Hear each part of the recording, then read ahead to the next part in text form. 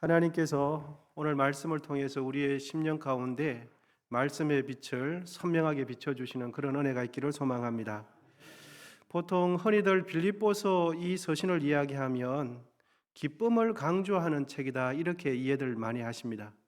왜냐하면 빌립보서라는 이 책은 분량도 짧지만 그 짧은 분량에 많이 반복해서 사용하는 단어가 기쁨이라는 단어거든요. 그래서 빌립보서 서신은 기뻐하라는 책인가 보다 이렇게 이해하는 경향이 많이 있습니다. 오늘 본문 1절에도 여러분 보시면 끝으로 나의 형제들아 주 안에서 뭐 하라고 말씀합니까?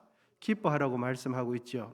그래서 우리가 빌립보서 말씀하면 어느 한 상황 속에서도 즐겁게 생각하고 하하 호호 그리며 웃는 것이 하나님 말씀대로 실천하는 것이고 이 빌립보서 말씀을 실천하는 것이다 이렇게 생각하실 수 있는데 그렇지 않습니다. 빌립보 서신에서 말씀하시는 이 기뻐하라라는 이 말뜻은 조금 전에 제가 말씀드린 그런 기쁨을 누리라는 뜻이 전혀 아닙니다. 이 시간에는 빌립보 서신에서 말하는 기뻐하라는 의미를 살펴보면서 우리의 신앙을 한번 되돌아보는 그런 은혜가 있기를 원합니다. 빌립보서 1장 18절에도 보면 동일하게 기뻐하고 또한 기뻐하리라 이런 말씀이 기록이 되어 있거든요. 이뿐만 아니라 3장에도 있고 4장에도 또 있습니다. 그런데 여러분 빌립보 서신을 기록할 당시 바울은 역설적이게도 기뻐할 수 없는 상황이 있었습니다. 여러분들께서 아시는 대로 그는 어디에 있었습니까? 감옥에 있었거든요. 감옥에서 옥살이 하면서 편지를 쓰면서 옥살이 밖에 있는 감옥 밖에 있는 빌립보 지역에 있는 성도들에게 기뻐하라고 말할 뿐만 아니라 자기는 기뻐하고 앞으로도 기뻐하겠다 이렇게 말하고 있는 것입니다. 그럼에도 바울이 기뻐한다고 한 이유는 자신은 옥살이하지만 무엇 때문에 바울은 기뻐합니까? 그것은 자신은 감옥에 있지만 자신이 감옥에 있든지 없든지 상관하지 않고 하나님의 말씀은 힘있게 전파되고 있었기 때문입니다. 그래서 자신은 비록 감옥에 있지만 자신의 처지하고는 상관없이 하나님의 생명의 복음이 힘있게 전파되는 거 보니까 자기는 너무 기쁜 거예요. 그러면서 자신도 앞으로도 기뻐할 뿐만 아니라 감옥 밖에 있는 빌립보 성도들에게 자신과 함께 기뻐하라고 권면하고 있는 것입니다. 그 기쁨과 관련해서 오늘 본문 3장 1절에서는 조금 더 구체적으로 주 안에서 기뻐하라라고 말씀하고 있습니다. 여러분 이 3장 1절에 있는 주 안에서 기뻐하라는 이 말을 조금 다르게 표현하면 주님을 기뻐하라가 됩니다. 주 안에서 기뻐하라 이 말을 다른 말로 표현하면 주님을 기뻐하라 이렇게 표현해도 전혀 무방한 내용이거든요. 그러니까 이걸 조금 더 다르게 표현하면 주님이 아닌 것 때문에 기뻐한다면 그분은 누구 안에서 기뻐하는 것이 안 됩니까? 주 안에서 기뻐하는 것이 안 되는 겁니다. 주님 바깥에서 기뻐하는 것은 누구를 기뻐하지 않는 겁니까? 주님을 기뻐하지 않고 주님 밖에 있는 다른 요소들 때문에 기뻐하기 때문에 주님하고는 상관없다. 이렇게 이해되는 겁니다. 여러분 빌립보 교회를 개척한 사람은 누굽니까? 바울이거든요. 바울이 빌립보 교회를 개척했습니다. 바울이 빌립보 교회를 개척해놓고 여기저기 로마, 마게도냐, 에베소, 고린도, 안디오 뭐 이런 지역에 유럽 쪽에 또 아시아 쪽에 선교지에 복음을 전하면서 바울이 빌립보 교회의 자리를 비우는 동안에 빌립보 교회 안에는 유대인 출신의 교인들이 들어와서는 유대주의적인 성향, 즉 구약의 율법주의적인 신앙관념이 빌립보 교인 성도들의 신앙을 오염시키고 있었던 것입니다.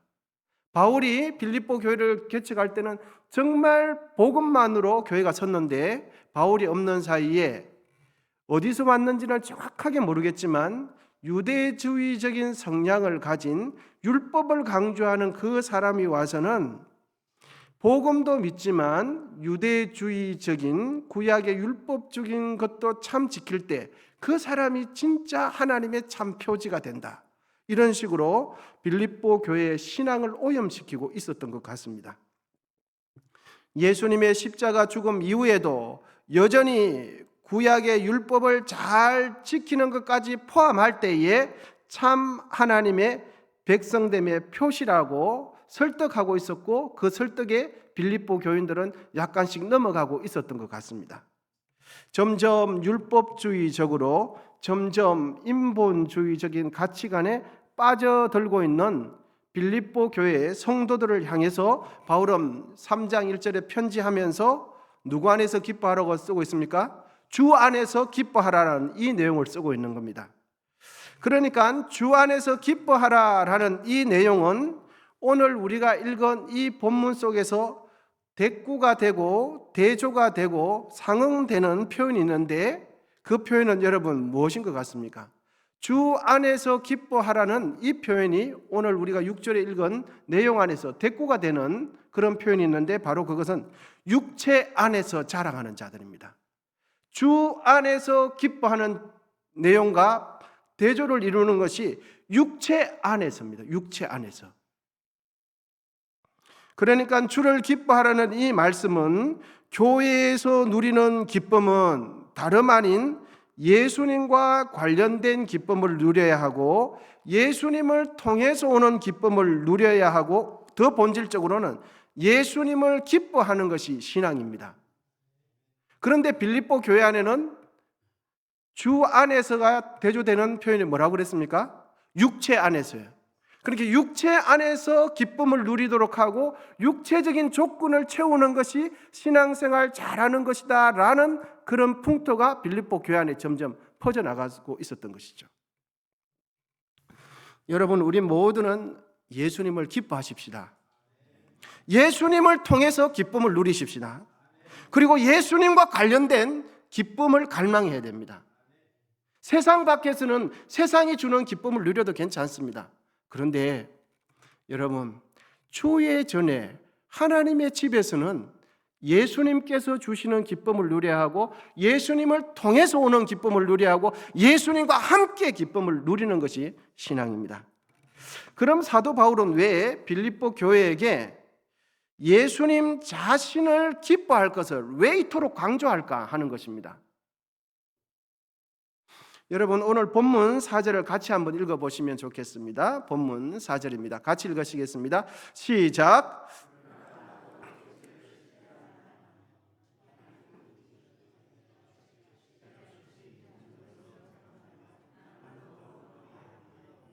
아멘.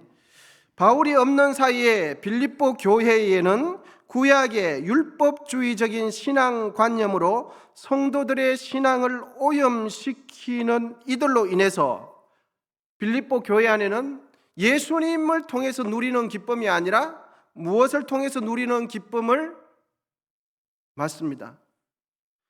자신의 육체를 통해서 자랑하고 자신의 육체를 교회 안에서 자신을 자부심을 느끼면서 그걸 통해서 기쁨을 누리는 자들이 점점점 독버섯처럼 퍼져나가고 있었던 것 같습니다. 주 안에서 기뻐하지 않고 자신의 육체, 자신의 육신을 자랑하며 그런 것으로 인하여 기뻐하는 자들이 그 교회 안에 있었던 것 같습니다. 여러분, 제가 지금까지 말씀드린 것을 간단하게 요약드리면 빌립보 교회의 구성원 안에는 자신의 육신을 자랑하는 이들이 나타났고, 그들은 주 안에서 기뻐하지 않는 자들이고 그들은 주님을 기뻐하지 않는 자이다. 이렇게 요약이 가능하겠습니다. 그럼 오늘 본문에서 말하는 육신, 육체 안에서 자랑한다고 하는데, 오늘 본문 안에서 말하는 그 육신, 육체는 도대체 무엇을 의미하는가 하는 것입니다. 바울 사도가 말하는 육신이 무엇을 뜻하는지를 알면 그 다음에 5절, 6절부터 내용은 이제 자연스럽게 이해가 됩니다. 조금 전에도 3장 1절 시작하면서 주 안에서 기뻐하라고 말씀드렸고, 이 주 안에서 상응하는 내용이 육체 안에서입니다. 그래서 육체 안에서 기뻐하는 자들 되지 말고 빌립보 교회 안에는 주 안에서 기뻐하라라고 말씀하고 있죠. 그러면 육체라는 사도 바울이 이야기하는 그 의미는 뭘까 하는 것입니다. 오늘 본문 5절 6절을 우리 다 함께 읽어 보시겠습니다. 본문 5절 6절 5절 6절을 읽으면 사도 바울이 의미하는 육체 안에서라는 내용이 5절 6절에 기록이 되어 있습니다. 5절 우리 또 함께 읽으시겠습니다. 시작. 나는 8일 만에 할례를 받고 이스라엘 족속이요 베냐민 지파요 히브리인 중에 히브리인이요 율법으로는 바리새인이요 열심으로는 교회를 박해하고 율법의 의로는 아멘. 이 내용이 5절 6절 내용이 바울이 그토록 이야기했던 육체 안에서 자랑하는 자들이 5절 6절입니다. 본문에서 말하는 육체는 5절 6절에 기록되어 있고 이러한 육체를 자랑하는 자들이 본문 2절에 보면 어떤 표현이 있냐면은 본문 2절을 보시면 여러분 개들이라는 표현이 있지요. 예. 3장 2절에 보면 개들을 삼가하고 행악하는 자들을 삼가하고 이 내용이 육체를 자랑하는 자들 똑같은 내용입니다. 육체를 자랑하고 육체 안에서 자부심을 느끼고 기쁨을 누리는 자들이 본문 2절에서는 개들을 삼가하고 이 표현이 똑같습니다. 여러분 그리고 오늘 본문은 아니지만 3장 8절을 또 보시면 배설물이라는 표현이 있습니다. 이 배설물은 사람을 인분을 이야기하는데 육체를 자랑하는 그것을 사도 바울은 무엇처럼 버렸다고요? 배설물처럼 버렸다는 겁니다. 그러니까 오늘 본문은 육체지만 오늘 본문에 있는 5절 6절은 육체지만 육체 안에서 자랑하는 걸 이야기하고 2절에서는 개들을 표현하고 동일한 표현이고 8절에는 배설물처럼 버렸다 하는 이 표현이 똑같은 내용입니다. 바울이 본문에서 육체라고 말하는 것은 총 7개가 기록되어 있는데 앞부분 4개가 있는데 이거는 자신의 의사와는 상관없이 자신의 출생과 관련된 내용이고 나머지 3개는 자신이 이 땅을 살아가면서 자신이 노력해서 얻고 획득한 것을 자신의 업적을 이야기합니다. 이제부터 사도 바울이 주 안에서 기뻐하라라고 말씀했을 때 상응되는 그 육체 안에 있는 것이 도대체 무엇인지 5절을 통해서 6절을 통해서 하나씩 살펴보도록 하겠습니다. 5절에 보시면 제일 먼저 뭐라고 기록하고 있습니까? 나는 8일 만에 할례를 받았고 우리가 생각하기에는 할례 받은 것이 8일 만에 할례 받은 것이 뭐가 그리 자랑스러운 건가 이렇게 생각하실 수 있을 것입니다. 그런데 여러분 아무나 8일 만에 할례 받는 것은 아무나 할 수 없는 것입니다. 무슨 말이냐 하면 어떤 이들은 8일 만에 할례를 받고 싶어도 할례를 받지 못하고 성인이 되어서야 중간에 예수님을 믿는 개종하는 자들이 있었거든요. 그런 자들은 8일 만에 할례를 했습니까? 못했습니까? 못한 겁니다. 그리고 다른 종교를 믿다가 기독교로 개종한 사람들은 기독교를 개종하면서 할례를 받게 됐는데 그 사람들은 할례를 받지만 어릴 적부터 할례를 받았습니까? 못 받았습니까? 못 받았거든요. 그러니까 8일 만에 할례를 받았다는 것은 할례 받은 자들과 비교할 때는 굉장한 우월 조건인 것입니다. 피부로 안 와닿으십니까?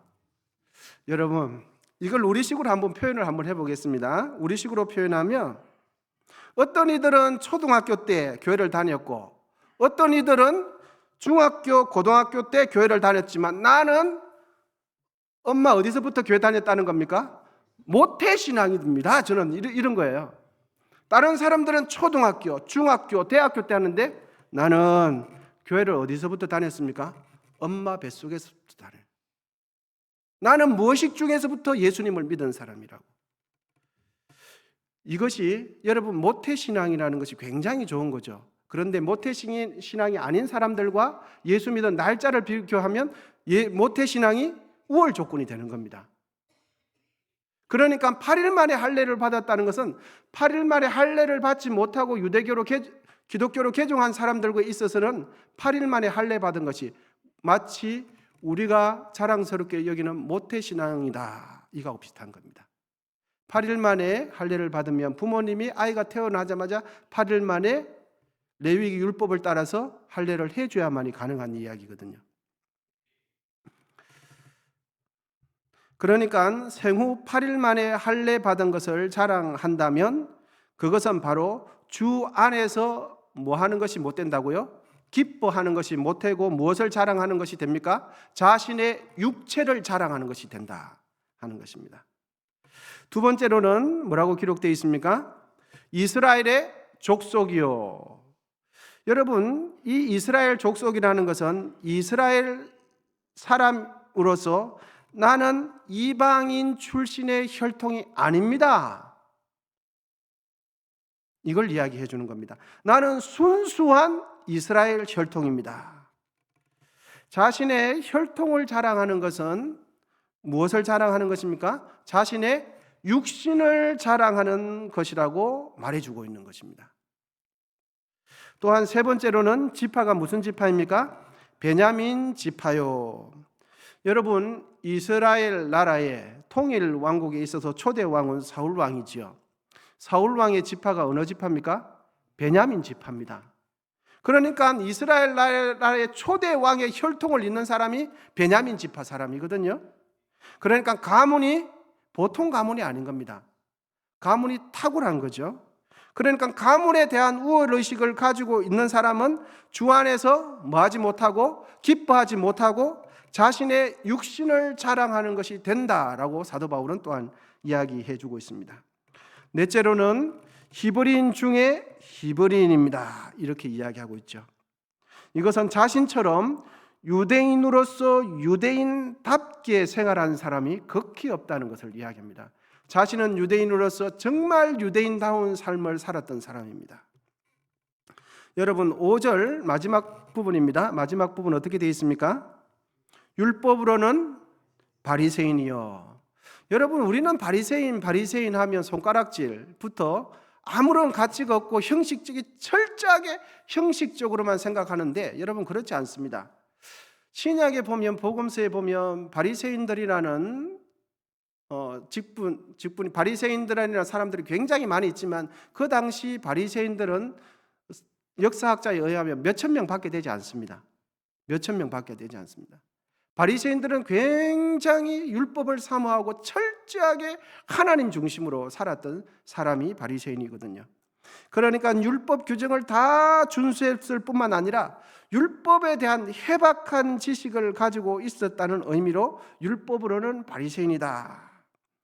여러분, 요즘도 그렇지만 신학교 졸업도 안 하신 분이 성경을 수십 독 하셔서 해박한 성경 지식, 뭘 한 줄부터 막 성경 암송 시작하면 잘잘잘잘 하시는 분이 있지 않습니까? 로마서를 통째로 외우시는 분도 많습니다. 로마서 전체를 통째로 외우시는 분, 잠언 전체를 통째로 외우시는 분들 많고요. 그런 분들 보면 참 대단하지 않습니까?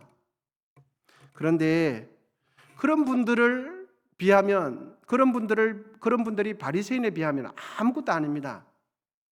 바리새인들은 정말 성경의 활자 하나까지, 오점 하나까지, 모세 오경을 통째로 외우는 사람이 누굽니까, 여러분?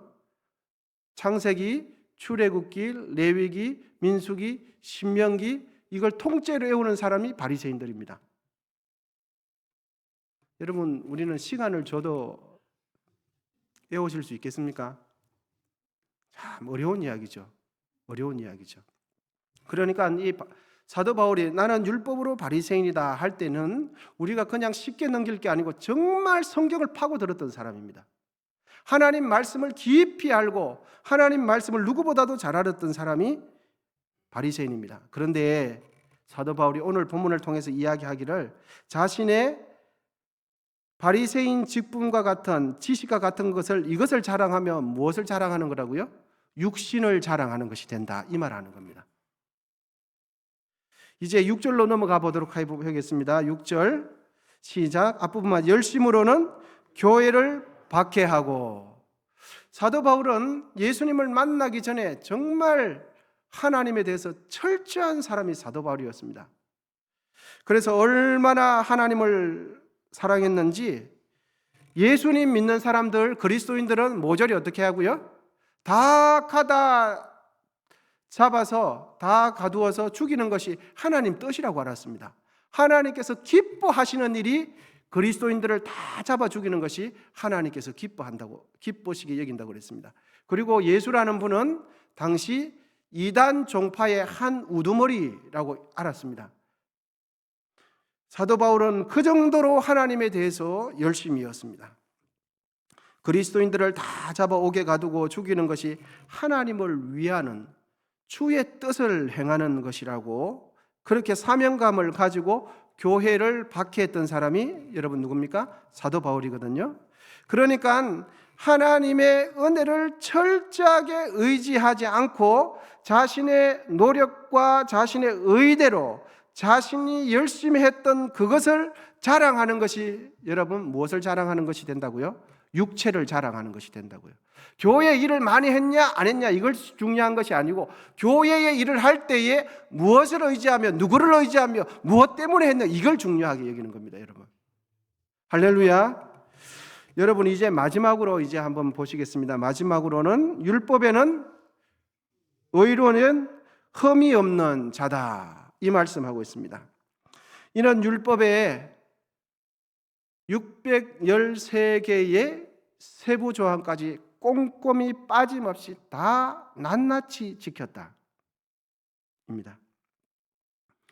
바울은 예수 그리스도를 만나기 전에 이 모든 것을 지킨 자신에 대해서 굉장히 자부심을 느끼고 있었습니다.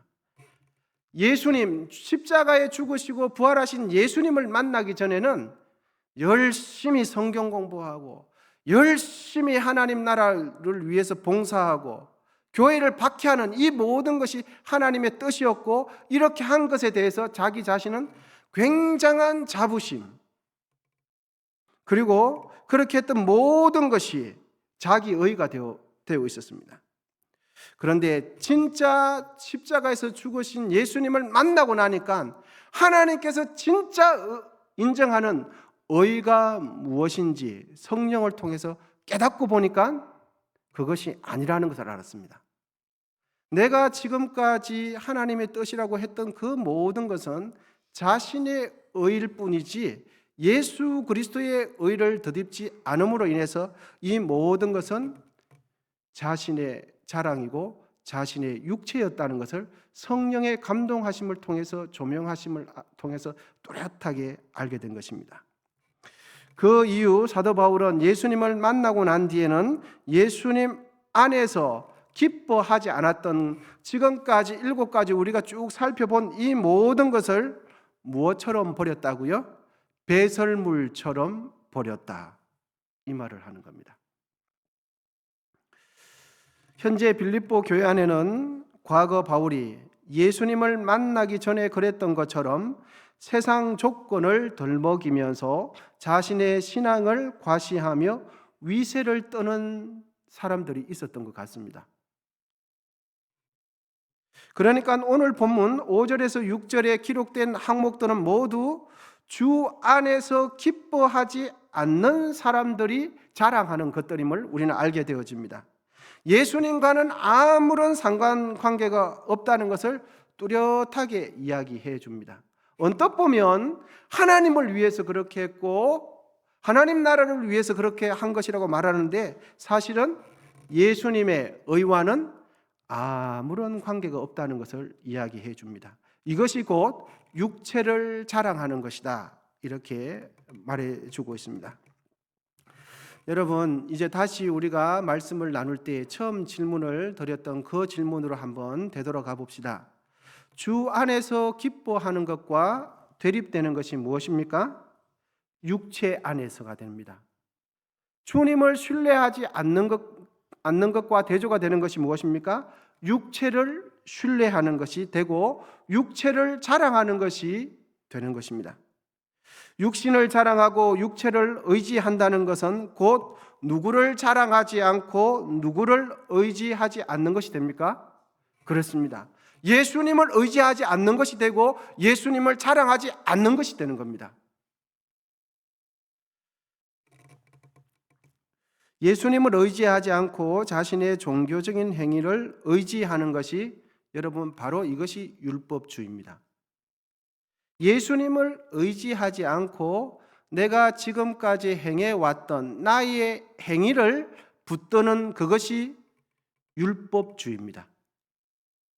그리고 예수님을 의지하지 않고 자신의 집안의 내력을 의지하는 것이 여러분 무엇입니까? 인본주의가 되는 것입니다.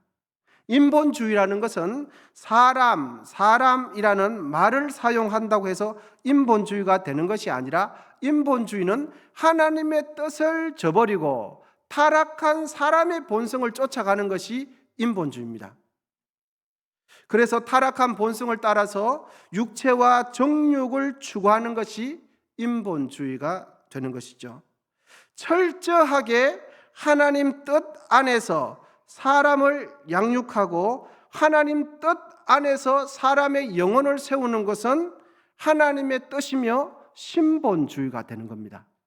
여러분 아멘이십니까? 인본주의와 신본주의는 사람이라는 단어를 사용했냐 안 했냐 이것을 결정하는 것이 아니고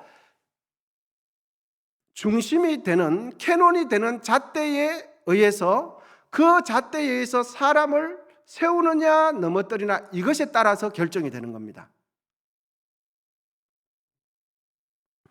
그러니까 본문 1절에 기록된 주 안에서 기뻐하라라는 이 말씀은 제가 서두에 말씀드렸듯이 항상 하하 호호 그리며 즐겁게 생활하면서 웃으면서 생활하라는 뜻이 아니라 주 안에서 반대되는 무엇을 하지 말라고요? 자신의 육체와 정욕과 자신의 육신을 자랑하지 않는 것이 주 안에서 기뻐하는 것이 됩니다.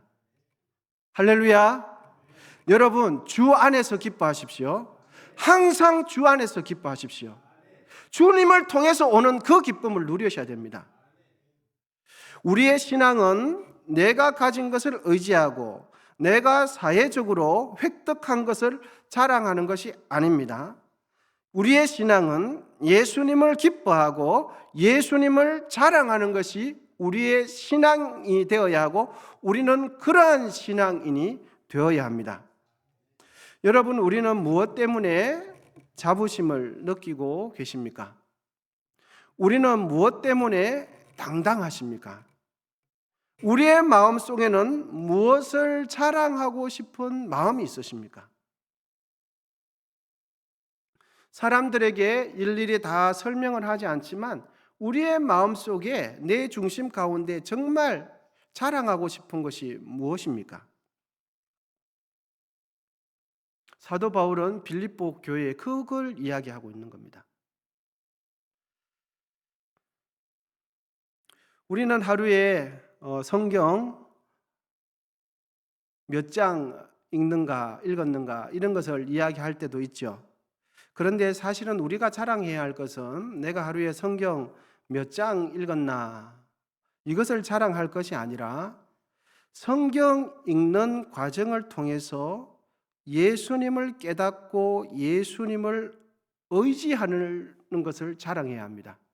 아멘이십니까? 내가 오늘 성경 몇 장 읽었냐?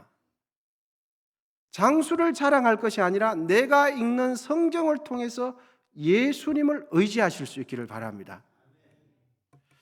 내가 모태에서 신앙생활 했다는 이것, 모태 신앙을 자랑할 것이 아니라 모태에서부터 신앙생활을 했다면 나에게 그런 은혜를 주신 하나님의 은혜를 자랑해야 되지 않겠습니까? 내가 모태 신앙인 걸 자랑하는 것이 아니고 나에게 그런 은혜 주신 하나님을 자랑해야죠. 여러분 우스개 말입니다만 편안하게 들으시면 좋겠습니다. 모태 신앙은 교회에서 이것저것 부탁하면 어떻게 대답합니까? 이것도 못해, 저것도 못해. 그래서 모태 신앙은 모태 신앙이라고 합니다. 뭘 부탁하면 이것도 못해, 저것도 못해. 그런데 이 모태 신앙이 조금 더 발전을 했다고 합니다. 이 발전을 한 것이 못된 신앙으로 발전했다고 합니다. 자신이 정작 해야 할 봉사는 하지 않으면서 교회 여기저기에 다 간섭하면서 텃세 부리는 아주 못된 신앙이 되어버렸습니다. 무슨 신앙이요? 모태신앙이. 그렇게 자기는 엄마 뱃속에서부터 신앙생활하고 교회를 다녔는데 처음에는 아름다운 은혜 받은 모태신앙이 교회 봉사는 이것도 못해 저것도 못해 찬양대 하라 그러면 뭣도 못해 하다가 나중에 결국에는 아주 못된 신앙이 되었다고 합니다. 여러분, 우스개 말이기는 하지만 이런 말은 한국 교회가 깊이 생각하고 돌이켜 보아야 할 부분을 정확하게 꼬집는 그런 우스개 말이 아닌가 생각되어집니다. 여러분, 잊지 마시기를 바랍니다. 교회에서 이루어지는 우리의 모든 신앙 행위와 봉사 행위의 결론은 예수님을 의지하는 곳으로 가야 됩니다. 어떠한 일이 되었든지 간에 교회에서 이루어지는 모든 행위는 예수님을 닮아가는 쪽으로 가야 합니다. 어떠한 직분이 되었든지 간에 진짜 그 사람의 신앙이 자랑할 것은 자신의 직분을 자랑할 것이 아니라 복음을 자랑하고 예수님을 자랑해야 합니다. 우리의 신앙의 결론은 정해져 있습니다, 여러분. 예수님입니다. 예수님을 더 깊이 사랑하고 온 마음을 다해서 예수님을 자랑하고 자신의 생명을 바쳐서 예수님을 닮아가는 겁니다. 이것이 우리의 신앙의 결론입니다. 신앙생활 처음 시작할 때는 예수님을 몰라서 이런저런 자충우돌하면서 교회 생활을 배우게 되지요. 이런 봉사도 하면서 이런 어려움도 겪고 또 기도응답 받으면서 진짜 하나님 살아계시네 이러면서 하나님 찬양하기도 하면서 그러면서 신앙생활 10년, 20년, 30년 지나면서 매너리즘에 점점 빠지게 됩니다. 그러면서 모태 신앙처럼 아주 못된 신앙으로 기울고 텃세를 부리는 그런 신앙으로 점점 기울이게 가는 우리에게는 연약함이 있습니다. 그런데 그러한 신앙으로 갈 것이 아니라 우리의 신앙의 결론, 교회에서 행해지고 있는 모든 신앙의 행위는 예수님을 닮아야 하는 겁니다. 예수님을 따라가고 예수 그리스도를 사랑하고 예수 그리스도를 자랑하는 것으로 우리의 신앙은 가야 하는 것입니다. 그럴 때 우리는 나의 육신, 나의 육체를 자랑하지 않게 됩니다. 그리고 자신의 직분을 자랑하지 않게 되는 것입니다. 내가 우리 교회에서 몇 년 있었는데 이걸 자랑하지 않게 되는 것입니다. 진짜 예수님을 사랑하는 사람은 자신의 교회 경력을 왜 자랑하지 않느냐 하면 자신의 교회 경력도 참 귀한 것이지만 이것보다 더 귀한 것은 예수님이거든요. 진짜 귀한 것을 자랑하지 자신의 경력 자랑하지 않습니다. 왜냐? 예수님보다 이거는 훨씬 귀한 것이 아니기 때문에 진짜 예수님 만난 사람은 다른 것 자랑하지 않습니다. 자신의 직분이나 자신의 가문이나 자신이 얼마나 헌금하는지 전혀 자랑하지 않습니다. 왜? 자랑거리가 안 되거든요. 진짜 자신에게 소중한 것은 무엇입니까, 여러분? 예수님이거든요. 그런데 예수님을 깊이 만나지 않으면 예수님이 귀한지를 모르세요. 그러면 예수님보다 그 다음 귀한 거, 그 다음 귀한 거, 그 다음 자기 눈에 보기에 귀한 것을 자랑하게 되어지는 거죠. 자신의 보기에 귀하다고 생각되는 그것을 모든 사람은 자랑하게 되어 있습니다. 그래서 그분이 이야기하고 자랑하는 것을 보면 그 사람 속에 무엇이 있는가를 알게 되어지는 것입니다. 여러분, 예수님 자랑하는 사람은 인본주의에 빠지지 않습니다. 예수님 자랑하시는 분은 율법주의에 빠지지 않습니다. 예수님 자랑하시는 분은 성령을 의지하게 되어 있습니다. 예수님 자랑하시는 분들은 교회를 진심으로 사랑하게 되어 있습니다. 그리고 예수님을 정말 사랑하는 사람은 다른 성도를 험하지 않습니다. 왜냐하면 나랑은 다르지만 그분 안에 누가 계십니까? 예수님 계시거든요.